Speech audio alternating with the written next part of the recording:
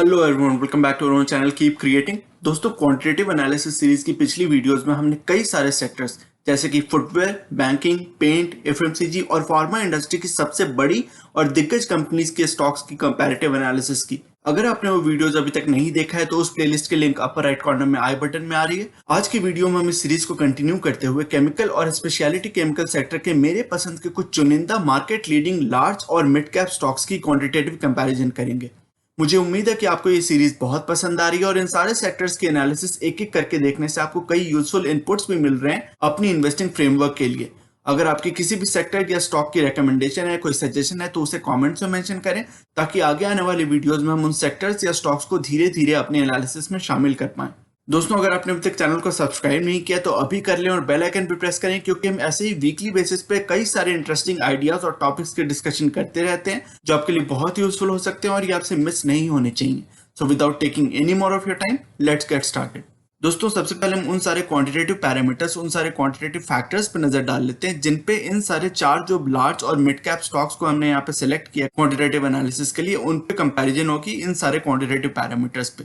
तो जैसा आप देख पा रहे हैं, कई सारे क्वांटिटेटिव पैरामीटर्स हैं और इन सभी की डिस्कशन ब्रीफली मैं करता जाऊंगा। जैसे जैसे इन क्वांटिटेटिव पैरामीटर्स पे इन सारे स्टॉक्स के नंबर्स को हम चेक करेंगे, कंपेयर करेंगे, एनालाइज करेंगे, तो इन सारे क्वांटिटेटिव पैरामीटर्स की ब्रीफ डिस्कशन में देता चलूंगा कि ये पैरामीटर्स क्यों इंपॉर्टेंट है और उनको मैंने यहाँ पे क्यों इंक्लूड किया है स्टडी फ्रेमवर्क में, एनालिसिस फ्रेमवर्क में, उसकी डिस्क्रिप्शन में देता चलूंगा। तो सबसे पहले हम समझते हैं कि मार्केट कैपिटलाइजेशन क्यों इंपॉर्टेंट है। ये एक ऐसा मेट्रिक होता है जो ये दिखाता है कि स्टॉक मार्केट उस कंपनी को, उस स्टॉक को कितना वैल्यू करती है, कितनी वैल्यूएशन प्रोवाइड करती है based on the revenues and the profits that the company, the underlying business generates. तो इससे आपको आइडिया लगता है कि उस कंपनी की मार्केट ग्रिप कितनी है, मार्केट में शेयर कितनी है, ओवरऑल प्रॉफिट पूल का कितना परसेंटेज वो कंपनी कमांड करती है, वो स्टॉक कमांड करता है। तो इसलिए मार्केट कैपिटलाइजेशन जितनी बड़ी होगी उतना अच्छा होगा। यहाँ पर रैंकिंग सिस्टम यह है कि जिस भी कैटेगरी में जो स्टॉक नंबर 1 रैंक पे आएगा उसको 4 पॉइंट्स दिए जाएंगे, क्योंकि हम यहाँ पे 4 स्टॉक्स की कंपैरिटिव एनालिसिस कर रहे हैं, पीडीलाइट, दीपक नाइट्राइट, आरती इंडस्ट्रीज और अतुल लिमिटेड की। तो जो भी कंपनी रैंक 1 आएगी किसी कैटेगरी में उसको 4 पॉइंट्स मिलेंगे और जो भी कंपनी 4th रैंक पे आएगी उसको 1 पॉइंट्स दिए जाएंगे। तो जैसा आप देख पा रहे हैं, मार्केट कैपिटलाइजेशन के हिसाब से सबसे बड़ी कंपनी ऑफ कोर्स पीडीलाइट है। उसकी 90,000 करोड़ की, ऑलमोस्ट 91,000 करोड़ की मार्केट कैपिटलाइजेशन है। उसकी फर्स्ट रैंक है और 4 की स्कोर दी जाती है। उसके बाद नंबर आता है आरती इंडस्ट्रीज का 22,000 करोड़ की। तो जैसा आप देख पा रहे हैं, मार्केट कैपिटलाइजेशन के हिसाब से पीडीलाइट इंडस्ट्रीज एक निफ्टी नेक्स्ट 50 का पार्ट है, एक लार्ज कैप स्टॉक है, और बाकी जो तीनों कंपनीज है वो मिड कैप स्टॉक्स हैं और रिलेटिवली सेम साइज की। बाकी जो तीनों कंपनीज की आप मार्केट कैपिटलाइजेशन देख पा रहे हैं, तीनों 20,000 करोड़ के आसपास है, तीनों रिलेटिवली क्लोज है। फिर भी अगर एग्जैक्ट नंबर्स को कंपेयर करूं तो सेकंड रैंक पे जैसे हमने बात की आरती इंडस्ट्रीज आती है, उसको सेकंड रैंक और 3 की स्कोर मिलती है। उसके बाद नंबर आता है दीपक नाइट्राइट का और फाइनली अतुल लिमिटेड। इन सभी चारों स्टॉक्स में सबसे छोटी कंपनी है, उसको 4 की रैंक और 1 की स्कोर दी जाती है। अगली पैरामीटर है रेवेन्यू साइज। कौन सी कंपनी कितनी रेवेन्यू और कितनी सेल्स जनरेट कर रही है फाइनेंशियल ईयर में। यहाँ पे फाइनेंशियल ईयर की रेवेन्यू की हम यहाँ पे बात कर रहे हैं। तो सबसे बड़ी कंपनी यहाँ पे भी पीडीलाइट आती है, उसको 4 की स्कोर मिलती है, फर्स्ट रैंक। उसके बाद नंबर आता है similar to last category Aarti industries का, उसको सेकंड रैंक और 3 की स्कोर मिलती है। फिर नंबर आता है अतुल लिमिटेड का। तो यहाँ पे थोड़ी चेंज हो गई है compare to the last category. Last category में हमने देखा था कि 3rd रैंक पे दीपक नाइट्राइट आ रही थी, यहाँ पे 4th रैंक पे दीपक नाइट्राइट आ रही है और उसको 1 की स्कोर दी जाती है। उसके बाद हम बात करते हैं कि चलो ठीक है, सेल्स और रेवेन्यू की तो फिगर्स हमने देख ली कि कौन सी कंपनी कितनी सेल्स कर रही है, लेकिन उससे भी ज्यादा इंपॉर्टेंट है, अगर उतना ही इंपॉर्टेंट ना कहें तो उससे भी ज्यादा इंपॉर्टेंट है एक्चुअली फाइनेंशियल ईयर की प्रॉफिट। कौन सी कंपनी कितनी प्रॉफिट जनरेट कर रही है। रेवेन्यू तो आप कितना भी जनरेट कर सकते हो, कितनी भी सेल्स कर सकते हो, लेकिन अल्टीमेटली मैटर ये करता है कि आप कितना प्रॉफिट जनरेट कर रहे हो, क्योंकि अल्टीमेटली आपके पॉकेट में, बिजनेस के पॉकेट में, और अल्टीमेटली आप हमारे जैसे रिटेल इन्वेस्टर्स और इन्वेस्टर्स के तौर पे, चाहे वो डिविडेंड के फॉर्म में हो या फिर कैपिटल अप्रिसिएशन के फॉर्म में हो, लेकिन अल्टीमेटली प्रॉफिट के ही नंबर्स मैटर करते हैं, कंपनी के लिए भी, बिजनेस के लिए भी और हमारे जैसे इन्वेस्टर्स के लिए भी। तो सबसे बड़ी अगर प्रॉफिट आफ्टर टैक्स पैट की अगर बात करें तो सबसे बड़ी कंपनी यहाँ पे भी पीडीलाइट आ रही है। 1100 करोड़ की उसकी प्रॉफिट आफ्टर टैक्स है, फाइनेंशियल ईयर प्रॉफिट। उसको फर्स्ट रैंक और 4 की स्कोर मिलती है। उसके बाद नंबर आता है अतुल लिमिटेड का। तो यहाँ पे अतुल लिमिटेड सेकंड रैंक पे आ गई। जैसे हमने देखा था, फर्स्ट कैटेगरी में अतुल लिमिटेड 4th रैंक पे थी, फिर सेकंड कैटेगरी में 3rd रैंक पे थी, और यहाँ पे third category, third quantitative parameter FY profit की अगर बात करें, प्रॉफिट आफ्टर टैक्स की, तो वहां पे अतुल लिमिटेड सेकंड रैंक पे आ जाता है। तो इसकी धीरे धीरे इंप्रूव हो रही है रैंक, राइट। तो सेकंड रैंक पे अतुल आता है, उसको 3 की स्कोर दी जाती है। उसके बाद नंबर आता है दीपक नाइट्राइट का और फाइनली 4th रैंक पे यहाँ पे आरती इंडस्ट्रीज आ रही है। अगर प्रॉफिट आफ्टर टैक्स की बात करें तो वीकेस्ट नंबर्स यानी कि लोएस्ट नंबर्स आरती इंडस्ट्रीज के हम यहाँ पे देख रहे हैं, वो 4th रैंक पे आती है और उसको 1 की स्कोर दी जाती है।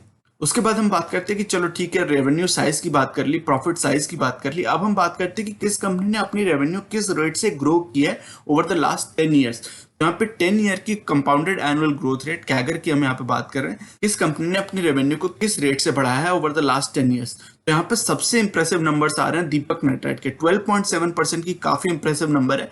रेवेन्यू की कैगर अगर 10% से ऊपर होती है तो उसको मैं बहुत अच्छा मानता हूँ, बहुत स्ट्रांग, बहुत हेल्दी मानता हूँ। तो यहाँ पे आप देख सकते हैं दीपक नाइट्राइट फर्स्ट रैंक पे आते हैं, उसको 4 की स्कोर मिलती है। उसके बाद नंबर आता है आरती इंडस्ट्रीज का 10.8% की, उसकी भी बहुत हेल्दी नंबर्स हैं। एक्चुअली चारों कंपनीज के आप देख सकते हैं, चारों ही काफी अच्छे प्लेयर्स हैं, काफी स्ट्रॉन्ग प्लेयर्स हैं। चारों की रेवेन्यू कैगर 10% के आसपास है, which is very very healthy, which is excellent. लेकिन फिर भी अगर कंपैरेटिव एनालिसिस की बात करें, नंबर्स की बात करें, तो सेकंड रैंक पे आरती इंडस्ट्रीज आती है, थर्ड रैंक पे पिडिलाइट इंडस्ट्रीज के नंबर आते हैं, और फाइनली अतुल लिमिटेड का नंबर आता है, उसको फोर्थ रैंक मिलती है और 1 की स्कोर दी जाती है। फिर चलो हमने रेवेन्यू कैगर की तो बात कर ली कि किस कंपनी ने रेवेन्यू और कैगर किस रेट से बढ़ाया, लेकिन जैसे हमने बात की उससे भी ज्यादा मैटर करता है कि किस कंपनी ने अपने प्रॉफिट को किस रेट से बढ़ाया।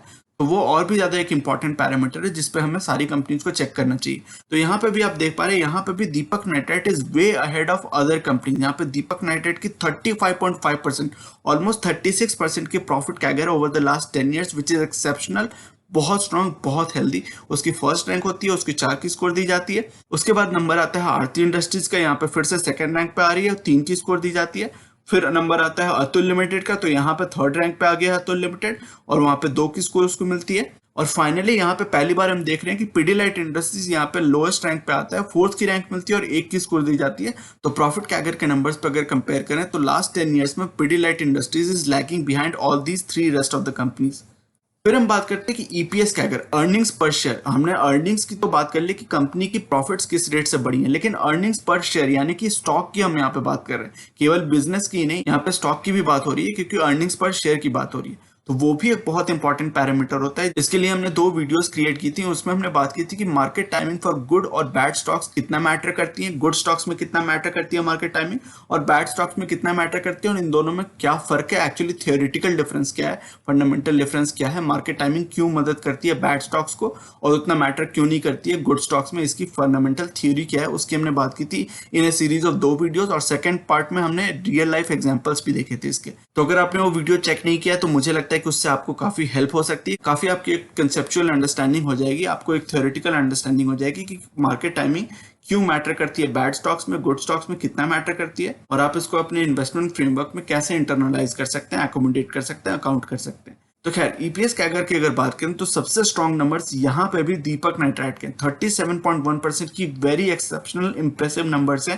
फर्स्ट रैंक दीपक नाइट्राइट की आती है, उसको 4 की स्कोर दी जाती है, followed by Atul limited second rank पे आती है 28.3% के, उसके भी बहुत एक्सेप्शनल नंबर्स हैं। 20% से ऊपर की अगर ईपीएस कैगर होती है तो उसको मैं बहुत हेल्दी मानता हूँ, बहुत अच्छा मानता हूँ।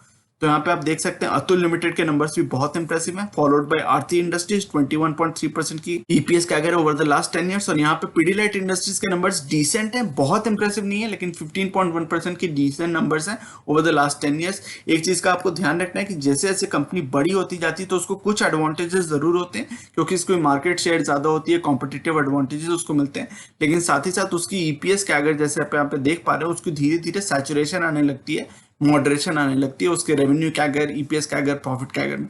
और वही हमें यहाँ पे दिख रहा है, Pidilite being the largest company among all these 4 companies, उसकी ईपीएस कैगर थोड़ी वीक है, बहुत ज्यादा कोई वीक नहीं है लेकिन थोड़ी वीक है compare to the other 3 players that we are talking about. तो पिडिलाइट इंडस्ट्रीज की 4th रैंक आती है और उसको 1 की स्कोर दी जाती है। फिर हम बात करते हैं नेट प्रॉफिट मार्जिन किस कंपनी की कितनी स्ट्रांग है। नेट प्रॉफिट मार्जिन अगर स्ट्रांग होती है तो वो ये एक्चुअली आपको ये रिफ्लेक्शन देती है, ये दिखाता है कि उस कंपनी की प्राइसिंग पावर कितनी है। और प्राइसिंग पावर अगर किसी कंपनी की अच्छी होती है अपनी बिजनेस में, अपने मार्केट में, प्रोडक्ट्स में, तो वो ये इंश्योर करता है कि उस कंपनी के प्रॉफिट्स रीजनेबली स्टेबल रहेंगे, सस्टेन्ड मैनर में, हेल्दी मैनर में बढ़ती रहेंगी over a long period of time. अगर किसी कंपनी को प्राइसिंग पावर में एंगेज करना पड़ता है, अपनी प्राइसिंग पावर को लूज करना पड़ता है, तो धीरे धीरे उसके प्रॉफिट्स श्रिंक करने लगते हैं, उसकी प्रॉफिट्स की ग्रोथ रेट धीरे धीरे कम हो जाती है। तो ये नेट प्रॉफिट मार्जिन देखने से आपको एक जरूर एक अंदाजा लग सकता है कि किस कंपनी की प्राइसिंग पावर कितनी है। और नेट प्रॉफिट मार्जिन अगर सस्टेन्ड मैनर में मेंटेन किया हुआ है किसी कंपनी ने, तो वो आपको दिखाता है कि कंपनी के पास डेफिनेटली एक प्राइसिंग पावर है, which can help the company grow its profits in a sustained healthy manner over long period of time.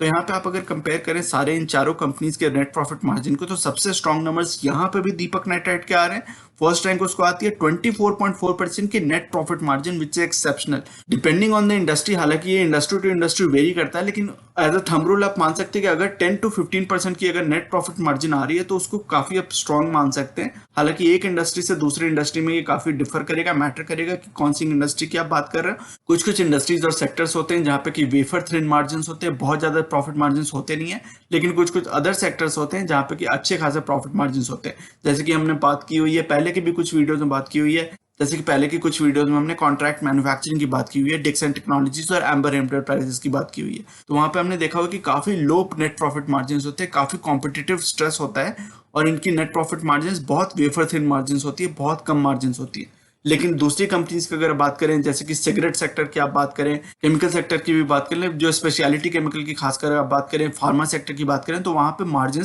थोड़े ज्यादा रोबस्ट होते हैं, थोड़े हेल्दी होते हैं। और वही हमें यहाँ पे भी दिख रहा है, नेट प्रॉफिट मार्जिन इन सारी कंपनीज की काफी हेल्दी हैं। लेकिन अगर क्वांटिटेटिव एनालिसिस की बात करें तो सबसे स्ट्रॉन्ग नंबर्स यहाँ पे भी दीपक नाइट्राइट के हैं। उसकी फर्स्ट रैंक और 4 की स्कोर मिलती है उसको, followed by Pidilite industries. Pidilite के भी नंबर्स काफी स्ट्रॉन्ग है, 17.4% की नेट प्रॉफिट मार्जिन को मैं एक्सेप्शनल काफी स्ट्रॉन्ग मानूंगा। उसको सेकंड रैंक मिलती है और 3 की स्कोर दी जाती है, फॉलोड बाय अतुल लिमिटेड। और फाइनली यहाँ पे आरती इंडस्ट्रीज के सबसे लोएस्ट मार्जिन है, हालांकि इसके भी काफी डिसेंट मार्जिन है, डिसेंट नेट प्रॉफिट मार्जिन है, लेकिन फिर भी आप अगर यहाँ पे कंपेरिजन करें इन चारों स्टॉक्स में तो सबसे वीक नंबर्स आरती इंडस्ट्रीज के आ रहे हैं, उसको 4 की रैंक और 1 की स्कोर दी जाती है। फिर हम बात करते हैं कि financial return ratios, ROE, return on equity और return on capital employed, ROC, क्यों इंपॉर्टेंट। तो return ratios, financial return ratios इसलिए इंपॉर्टेंट होते हैं क्योंकि उससे आपको ये पता चलता है कि अगर कंपनी प्रॉफिट्स कमाती है तो उस प्रॉफिट को अगर रीडिप्लॉय करती है अपनी बिजनेस में तो उसमें कितनी रिटर्न मिलती है उस कंपनी को। तो रिटर्न ऑन कैपिटल एम्प्लॉयड या रिटर्न ऑन इक्विटी जितना ज्यादा होगा उससे आपको ये पता चलता है कि कंपनी अगर रीडिप्लॉय करती है अपने प्रॉफिट्स को, ग्रो करना चाहती है अपनी बिजनेस को, तो कितनी रिटर्न कमा पाती है कंपनी। अगर अच्छी कंपनियों की ग्रोथ रनवे स्ट्रॉन्ग होगा तो उसमें रिटर्न ऑन कैपिटल एम्प्लॉयड भी अच्छा होगा, क्योंकि कंपनी अच्छे मैनर में अच्छे तरीके से अपने प्रॉफिट्स को रीडिप्लॉय करती जा रही है और अपनी बिजनेस को ग्रो करती जा रही है, वो ज्यादा फिर से प्रॉफिट्स कमा रही है और फिर से उस बड़े हुए प्रॉफिट्स को फिर से अच्छी तरीके से रीडिप्लॉय कर रही है और उससे भी ज्यादा अपने प्रॉफिट्स को ग्रो कर रही है। तो एक वर्चुअस साइकिल बन जाता है, क्योंकि कंपनी ज्यादा प्रॉफिट कमाने लगती है और उसको अच्छी मैनर में रीडिप्लॉय करके उससे भी ज्यादा प्रॉफिट कमाती रहती है। तो एक बढ़िया साइकिल में पड़ जाती है कंपनी, एक अच्छी वर्चुअस साइकिल में हो जाती है और उसकी नेट प्रॉफिट सस्टेन मैनर में, हेल्दी मैनर में ग्रो करती जाती है, बबल अप करती जाती है। तो यहाँ पे आरओसी के नंबर्स को देखना बहुत इंपॉर्टेंट है, क्योंकि केमिकल सेक्टर भी एक काफी कैपिटल इंटेंसिव इंडस्ट्री है। इसमें फैक्ट्रीज सेटअप करनी पड़ती हैं, इक्विपमेंट सेटअप करने पड़ते हैं, एक प्रोसेस टेक्नोलॉजी सेटअप करनी पड़ती है, एक इन्वेंट्री लाइन सेटअप करनी पड़ती है। तो काफी सारे इसमें कैपिटल इंटेंसिव एफर्ट्स आते हैं और जो भी कैपिटल इंटेंसिव इंडस्ट्री होती है उसमें आरओसी को चेक करना, रिटर्न ऑन कैपिटल एम्प्लॉयड को चेक करना ज्यादा इंपॉर्टेंट होता है कंपेयर टू आरओई। तो यहाँ पे हम आरओसी के नंबर्स को ज्यादा प्रायोरिटी देंगे। तो वहां पे आप अगर आरओसी के नंबर्स को चेक करें तो सबसे बढ़िया सॉलिड नंबर्स 46.7, मतलब ऑलमोस्ट 47% के एक्सेप्शनल नंबर्स हैं दीपक नाइट्राइट के। यहाँ पे भी Deepak Nitrite as a hero, as a out scorer यहाँ पे इवॉल्व हो रहा है, दिख रहा है हमें। उसको फर्स्ट रैंक मिलती है, 4 की स्कोर मिल जाती है फिर से। सेकंड रैंक पे आती है पिडिलाइट इंडस्ट्रीज, आरओसी के नंबर्स 23.2% है पिडिलाइट के, लेकिन आप देख सकते हैं कि उससे भी ज्यादा नंबर्स थे अतुल के। लेकिन एक चीज है कि आपको ध्यान रखना है कि आरओई और आरओसी का एक बैलेंस भी देखना है। तो आरओई के नंबर्स आप अगर चेक करें तो पिडिलाइट इंडस्ट्रीज के आरओई के नंबर्स बेटर है अतुल लिमिटेड से। तो थोड़ी बैलेंस की अगर आप बात करें, बैलेंस को ध्यान में रखते हैं तो उस हिसाब से पिडिलाइट इंडस्ट्रीज को सेकंड रैंक दी जाती है। थर्ड रैंक पे काफी क्लोज कंपटीशन में है अतुल लिमिटेड और फाइनली 18.2% के आरओसी के नंबर्स के साथ आरती इंडस्ट्रीज फोर्थ रैंक पे आता है, उसको 1 की स्कोर दी जाती है। फिर debt to equity ratio, leverage ratio को चेक करना भी बहुत इंपॉर्टेंट है, खासकर करंट टाइम्स में। जब यहाँ पे कि फाइनेंशियल स्ट्रेस जितना होगा, लेवरेज रेशियो ज्यादा होगा, तो उसमें आपको ये दिखता है कि उस कंपनी की इंटरेस्ट आउटफ्लो उतनी ज्यादा होगी, अपने प्रॉफिट्स में से कुछ उसको इंटरेस्ट पेमेंट देना पड़ेगा, तो उसके प्रॉफिट के नंबर्स पे थोड़ी प्रेशर बन सकती है अगर डेट टू इक्विटी रेशियो बहुत ज्यादा है तो यहाँ पे किसी भी कंपनी की डेट टू इक्विटी बहुत ज्यादा तो नहीं है, लेकिन यहाँ पे आरती इंडस्ट्रीज के नंबर्स थोड़े ज्यादा दिख रहे हैं मुझे, 0.7 की थोड़ी reasonably high debt to equity ratio है। तो उस हिसाब से आप देख सकते हैं चौथी रैंक यहाँ पे आरती इंडस्ट्रीज को मिलती है और सबसे बढ़िया रैंक एक्चुअली दो कंपनीज के बीच में टाई हो गई है, क्योंकि डेट टू इक्विटी दोनों की ही 0 है, एब्सोल्युटली 0, कोई डेट नहीं है इन दोनों कंपनीज पे। और वो दोनों कंपनीज है पिडिलाइट इंडस्ट्रीज और अतुल लिमिटेड। तो इन दोनों को फर्स्ट रैंक मिलती है, उसको 4 की स्कोर दी जाती है इन दोनों कंपनीज को। और चूंकि दो कंपनीज को हमने फर्स्ट रैंक दिए तो जो नेक्स्ट रैंक आएगा वो थर्ड की रैंक आएगी। और वो रैंक मिलती है दीपक नाइट्राइट को। 0.14 की उसकी डेट टू इक्विटी है, जो कि रीजनेबली मैनेजेबल है, बहुत ज्यादा डेट टू इक्विटी नहीं है, but obviously it is a little worse than Pidilite industries and Atul limited. तो दीपक नाइट्राइट को थर्ड रैंक और 2 की स्कोर दी जाती है। और फाइनली जैसे हमने ऑलरेडी बात कर ली, आरती इंडस्ट्रीज फोर्थ रैंक पे आती है, उसको 1 की स्कोर दी जाती है। फिर हम बात करते हैं कि प्रोमोटर प्लस इंस्टीट्यूशनल होल्डिंग क्यों इंपॉर्टेंट है। हमने पहले की भी वीडियोस में रेपिटेटिवली ये बात की हुई है कि प्रोमोटर होल्डिंग जब हाई होती है तो इससे ये दिखता है कि स्किन इन द गेम उस कंपनी में, उस बिजनेस में प्रोमोटर्स का कितना है। अगर प्रोमोटर्स की होल्डिंग काफी हाई होती है तो उससे ये हमें एक रीजनेबल सेटिस्फैक्शन मिलती है, एक इंडिकेशन मिलती है कि कंपनी की ग्रोथ में प्रोमोटर्स काफी इन्वेस्टेड है, काफी अकाउंटेबल है, क्योंकि उनकी खुद की ग्रोथ डिपेंड करती है कंपनी की ग्रोथ पे, कंपनी की बिजनेस की ग्रोथ पे। अगर वो डिविडेंड्स पे करते हैं तो हम जैसे छोटे रिटेल इन्वेस्टर्स को थोड़े डिविडेंड्स तो मिलते ही हैं, लेकिन आप सोचिए कि सबसे ज्यादा अगर प्रोमोटर्स की 50, 60, 70% की अगर होल्डिंग है तो आप सोचिए कि उनकी कितनी ज्यादा डिविडेंड्स मिलती है, उनको कितने ज्यादा डिविडेंड्स मिलते हैं, और साथ ही साथ अगर स्टॉक प्राइसेस अप्रिशिएट करते हैं तो उनकी कैपिटल अप्रिशिएशन कितनी होती है। तो अगर प्रोमोटर होल्डिंग ज्यादा होती है तो हमें ये पता चलता है कि उस कंपनी में प्रोमोटर्स काफी इन्वेस्टेड है, उनकी खुद की ग्रोथ कंपनी की ग्रोथ पे डिपेंड करती है टू ए लार्ज एक्सटेंट। तो इसलिए प्रोमोटर होल्डिंग पे ज्यादा मोटिवेशन रहती है प्रोमोटर्स की to grow the company, to grow the profits of the company and to make the company larger and larger over the years. फिर दूसरी बात ये कि इंस्टीट्यूशनल होल्डिंग क्यों इंपॉर्टेंट है। तो इंस्टीट्यूशनल होल्डिंग अगर हाई होती है तो उससे आपको एक इंडिकेशन मिलता है, एक रीजनेबल गारंटी मिलती है, एक रिलेटिव गारंटी मिलती है कि उस कंपनी में कॉर्पोरेट गवर्नेंस के प्रॉब्लम्स नहीं होंगे, कॉर्पोरेट गवर्नेंस अच्छी होगी, उसके बिजनेस और ऑपरेशंस काफी स्ट्रीमलाइंड और फोकस्ड होंगे उस बिजनेस की। क्योंकि इंस्टीट्यूशन चाहे वो एफआईआई हो यानी कि फॉरेन इंस्टीट्यूशनल इन्वेस्टर्स हो या फिर डीआईआई हो, डोमेस्टिक इंस्टीट्यूशनल इन्वेस्टर्स हो, वो सभी काफी बैकग्राउंड वर्क करके, कॉर्पोरेट गवर्नेंस की बैकग्राउंड चेक करके ही वो इन्वेस्ट करते हैं कंपनीज में, और उसमें स्कैम्स और फ्रॉड्स होने की चांसेस काफी कम हो जाते हैं। जीरो तो नहीं होते हैं लेकिन काफी कम हो जाते हैं। अगर किसी बड़ी इंस्टीट्यूशन ने उस कंपनी में इन्वेस्ट किया हुआ तो आपको एक रीजनेबल गारंटी मिलती है, रिलेटिव गारंटी मिलती है कि उस कंपनी की कॉर्पोरेट गवर्नेंस अच्छी होगी, मैनेजमेंट और ऑपरेशंस अच्छी होंगी। तो इसलिए मुझे लगता है कि प्रोमोटर प्लस इंस्टीट्यूशनल होल्डिंग दोनों ही चीजें इंपॉर्टेंट है।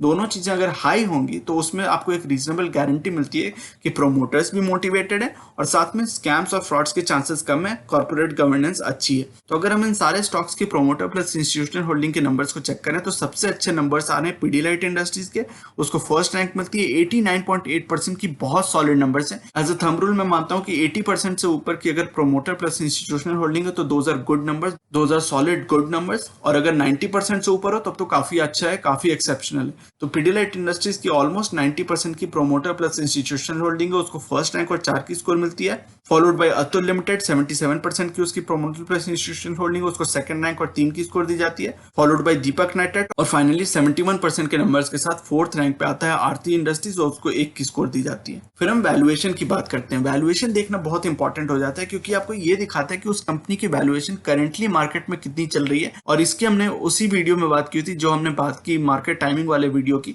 उसी में हमने बात की थी कि वैल्यूएशन कितना इंपॉर्टेंट होता है। तो वैल्यूएशन इंपॉर्टेंट जरूर होता है लेकिन स्ट्रॉन्ग स्टॉक्स में उतना इंपॉर्टेंट नहीं होता है जैसे हमने उस वीडियो में बात की थी। वीक स्टॉक्स में, फंडामेंटली वीक स्टॉक्स में ज्यादा मैटर करता है वैल्यूएशन।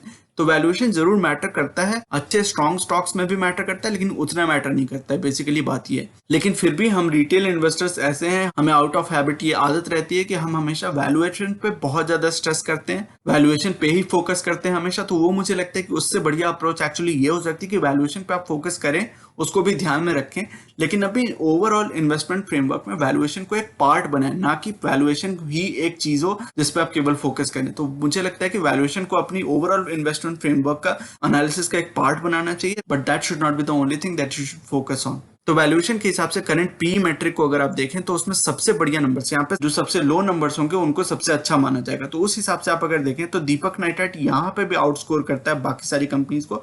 9.7 की करंट पी है कंपेयर टू अदर कंपनीज जो कि बहुत ही हाईली वैल्यूड है।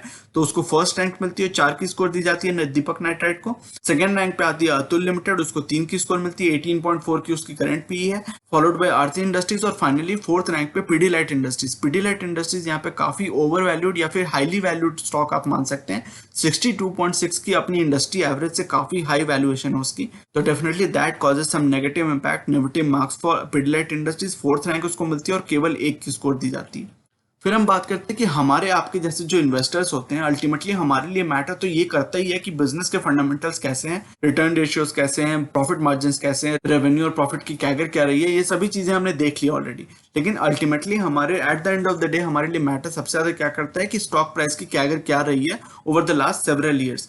तो इसलिए स्टॉक प्राइस कैगर को भी देखना मुझे लगता है कि एक होलिस्टिक फ्रेमवर्क में एक इंपॉर्टेंट चीज होती है। केवल बिजनेस फंडामेंटल्स को ही नहीं, स्टॉक प्राइस परफॉर्मेंस को भी हमने यहाँ पे एक पैरामीटर की तरह इंक्लूड किया है। तो उसमें आप देख सकते हैं सबसे इंप्रेसिव नंबर्स यहाँ पे फिर से दीपक नाइट्राइट के दिख रहे हैं। 56.4 की बहुत एक्सेप्शनल 10 ईयर की स्टॉक प्राइस कैगर है, absolutely out of the park. Followed pretty closely by Aarti industries 48.5% की, इसकी भी बहुत exceptional stock price CAGR over the last 10 years, तो उसको सेकंड रैंक और 3 की स्कोर मिलती है। Followed again very closely by Atul limited, वहां पे थर्ड रैंक उसको मिलती है, उसको 2 की स्कोर दी जाती है। और फाइनली पिडिलाइट इंडस्ट्रीज, उसकी भी नंबर्स बहुत एक्सेप्शनल 29.2% की stock price CAGR, being such a large company over the last several years is really exceptional, बहुत इंप्रेसिव है। लेकिन यहाँ पे कंपैरेटिव एनालिसिस कर रहे हैं चूंकि, तो इन चारों स्टॉक्स की अगर बात करें तो वहां पे सबसे वीक नंबर्स दिख रहे हैं, हालांकि वो वीक नंबर्स भी बहुत एक्सेप्शनल। 29.2% की stock price CAGR is nothing to be ashamed of, nothing to scoff at, quite the contrary. लेकिन फिर भी आप अगर कंपैरेटिव एनालिसिस करें तो वहां पे सबसे वीक नंबर्स पिडिलाइट के ही दिख रहे हैं, उसको 4th रैंक मिलती है और 1 की स्कोर दी जाती है। तो अगर हम दोस्तों समरी की बात करें, सभी कंपनीज की बहुत सारे पैरामीटर्स को हमने देख लिया, एक होलिस्टिक एनालिसिस करने की कोशिश की। तो इन सारे एनालिसिस करने के बाद, सारे पैरामीटर्स को एक साथ देखने के बाद आप देख सकते हैं कि सबसे इंप्रेसिव नंबर्स दीपक नाइट्राइट के 77.1% की बहुत इंप्रेसिव एग्रीगेट स्कोर है, followed by Pidilite industries 66.7%। Third rank पे आती है Atul limited with 58.3% aggregate score, और फाइनली यहाँ पे 4th रैंक पे 50% एग्रीगेट स्कोर के साथ आरती इंडस्ट्रीज आती है। तो चारों ही कंपनीज के नंबर्स बहुत सॉलिड थे। हमने ओवरऑल एनालिसिस देख ली तो हमें ये समझ में आता है कि चारों ही कंपनीज बहुत एक्सेप्शनल है, बहुत अच्छी एक्सेप्शनल नंबर्स हैं सारी कंपनीज के। लेकिन कुछ कंपनीज हैं जो कुछ पैरामीटर्स में कंसिस्टेंटली अच्छा परफॉर्म कर रही थी। खास करके हमने दीपक नाइट्राइट के नंबर्स देखे कि बहुत सारे कैटेगरीज में उसने बहुत अच्छे मार्जिन के साथ आउट परफॉर्म किया बाकी सारी स्टॉक्स को। तो definitely it deserves the first place here that we can see here. Pidilite industries के साथ कुछ क्वालिटीज हैं, कुछ स्ट्रॉन्ग फैक्टर्स हैं which worked for Pidilite industries. लेकिन जैसे जब हमने वैल्यूएशन की बात की तो वहां पे पिडिलाइट इंडस्ट्रीज पीछे थी, प्रॉफिट कैगर की बात की तो वहां पे पिडिलाइट इंडस्ट्रीज पीछे थी। तो कुछ फैक्टर्स ऐसे थे जो कि पिडिलाइट इंडस्ट्रीज के अगेंस्ट वर्क किए यहाँ पे, और वहां पे उसकी रैंक को, उसके पॉइंट्स को थोड़ा हर्ट किया। लेकिन फिर भी आप अगर ओवरऑल मैं टेक अवे की बात करूं तो यहाँ पे सारी कंपनीज, चारों कंपनीज बहुत स्ट्रांग है। लेकिन Deepak Nitrite definitely emerges as a very strong out performer among all these 4 stocks, followed very closely by Pidilite Industries. और आरती इंडस्ट्रीज और अतुल लिमिटेड की अगर बात करें तो वो दोनों थोड़े पीछे पड़ गए बाकी दोनों कंपनीज से, और उनके पॉइंट्स में भी ये रिफ्लेक्ट हो रहा है कि बाकी सारे नंबर्स उनके थोड़े वीक थे compare to the other 2 players. लेकिन एक चीज का आपको ध्यान रखना है दोस्तों कि ये केवल एक क्वांटिटेटिव एनालिसिस थी। हमने कई सारे फैक्टर्स को देखा, कई सारे क्वांटिटेटिव पैरामीटर्स और फैक्टर्स को देखा, लेकिन फिर भी this remains a quantitative comparison, this was not a qualitative comparison. और क्वालिटेटिव कंपैरिजन के लिए इन सारे स्टॉक्स की जो स्ट्रॉन्ग प्लेयर्स हैं उन सभी इंडस्ट्रीज में, उनकी मैं क्वालिटेटिव एनालिसिस, फंडामेंटल एनालिसिस के थ्रू करूंगा, जिसमें हम उन कंपनीज के बिजनेसेस और इंडस्ट्रीज के सेक्टर्स की बात करेंगे, क्या क्वालिटेटिव स्ट्रेंथ्स एंड वीकनेसेस हैं, चैलेंजेस हैं and opportunities for the future है, ये सभी हम बात करेंगे उनकी फंडामेंटल एनालिसिस में। तो इन्वेस्टिंग में आप इन दोनों चीजों का ख्याल रखें, क्वालिटेटिव पैरामीटर्स और क्वांटिटेटिव पैरामीटर्स, इन दोनों को साथ में लेके अगर आप ओवरऑल जब पिक्चर क्रिएट करते हैं, हॉलिस्टिक पिक्चर बनाते हैं, तो आपको इन्वेस्टिंग डिसीजन लेने में थोड़ी आसानी होती है, और आपकी जो इन्वेस्टिंग डिसीजन होती है वो काफी इन्फॉर्म्ड होती है, नॉलेजेबल होती है। तो वही हमारी कोशिश है कि आपको क्वांटिटेटिव पैरामीटर्स हमने इस वीडियो में देख लिए, फिर जब हम फंडामेंटल एनालिसिस करेंगे तो उसमें हम इन सभी इंडस्ट्रीज की, इन सभी स्टॉक्स की क्वालिटेटिव एस्पेक्ट्स को देखेंगे, उनकी डिस्कशन करेंगे, और फाइनली हम एक ओवरऑल पिक्चर अच्छी क्रिएट कर सकते हैं for our investment framework. But मैं उम्मीद करता हूं कि ये सारी जो डिस्कशन हमने की है, सारे नंबर्स चेक किए, डिफरेंट पैरामीटर्स पे इन सभी स्टॉक्स को, इन सभी कंपनीज को असेस किया, उससे आपको यूजफुल इनपुट्स मिलेंगे for your long term investing framework. वही मेरी एफर्ट और आशा है कि आपको इन सभी से यूजफुल इनपुट्स मिलेंगे, अच्छी इन्फॉर्मेशन मिलेगी for your investment decision making process. तो दोस्तों ये था आज का वीडियो। ये सेइंग जो कि है नॉलेज इज पावर सुप्रीम, ये इस चैनल का मिशन है जो कि है आप तक सही नॉलेज पहुंचाना। आगे आने वाली वीडियोस में हम mutual fund, investing, asset allocation और डायरेक्ट स्टॉक से रिलेटेड कई सारी एनालिसिस करेंगे और बहुत सारे इंटरेस्टिंग टॉपिक्स को डिस्कस करेंगे। So you should definitely subscribe to the channel and remain posted for further updates. अगर आज की वीडियो कंटेंट आपको पसंद आया है तो वीडियो करें लाइक। अगर आपको लगता है कि इस इन्फॉर्मेशन से किसी की मदद हो सकती है तो इसे अपने दोस्तों और फैमिली मेंबर्स के साथ शेयर करें और चैनल को करें सब्सक्राइब। मिलते हैं अपने अगली वीडियो में एक और टॉपिक के डिस्कशन के साथ। तब तक के लिए take care and see you soon. Bye bye.